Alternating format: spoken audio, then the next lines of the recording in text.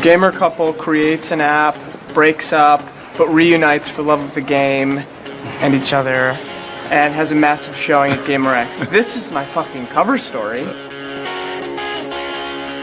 Patrick and Kevin needed something of their own to work on, to bring them together, to have something outside of work, and it becomes sort of a metaphor for their relationship, this little private secret thing they have. And now that they're in a relationship and they're open with that, it made sense that they would take their game onto like a bigger kind of scale.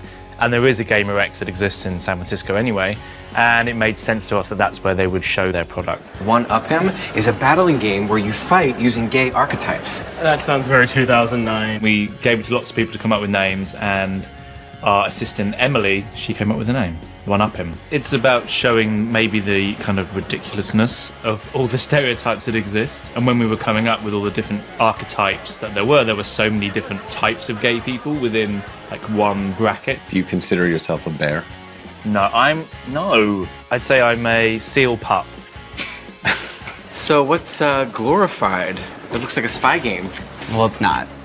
Glorified lets you find all the nearest glory holes. You can give them ratings, leave comments, message, meet up with other users. It's like social networking for the orally adventurous. We came up with the Glorified idea in the room because we wanted to satirize some of the other apps out there that are finders for sex and hookup apps, and we thought this was a funny way to do that. And it's a nice like contradiction. You've got like Patrick and Kevin finally finding some love and intimacy together, and then opposite them is like an app to go and get your cock sucked enough through a hole. To be fair, I don't think the actual GamerX conference has anything like that, but we thought it would be fun to have a glory hole finder. I think Michael always wished that he would have an app like that so he could find glory holes around town. Is that all right? I don't need an app. You're not in crisis, Augustine. You're just freaked out because there's a possibility you may not be equipped to date someone who's HIV positive. It's not 1994. Just go on prep. Get over it. The scene with Eddie and Augustine was always in the script. It was always what we talked about in the room. Like, we wanted to find an interesting way to explore that kind of issue of someone being positive and someone being negative, and how that can be troubling and cause angst in Augustine. And it seemed like an interesting way to do it. I think there's a lot of well-known rules for sexual health when it comes to like anal sex, but nobody knows anything about eyeballs, do they? No. And we thought it was just a funny way to do it as well. And I think, you know, it makes sense to us that Augustine might have a little bit of a kind of crisis about that notion, because you just don't know. Like, you don't know what happens if you get cum in your eyeball. Kevin Matheson, will you be my gay gamer prom date?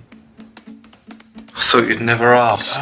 The gay prom thing was really interesting, I think, to all of us, because when you're gay, you probably don't get to experience that when you're at school. I know none of us in the room did. So I think it's quite an emotional scene for all of us to watch, as it is for Patrick and Kevin. It's like they're finally getting to do something that they never got to do. I would say that when we were shooting it, it wasn't terribly romantic because there were two camera crews like huddled right next to Jonathan. So there's like 8 people surrounding them.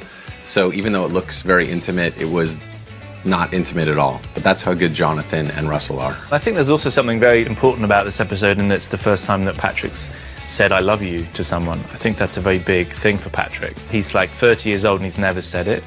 And I think especially when you're gay and you're growing up gay, you know, you kind of dream of that moment when you'll find someone that you can say I love you to, and that they'll say I love you back. And so I think it's a really special moment when that happens for him, and a very profound moment for him too.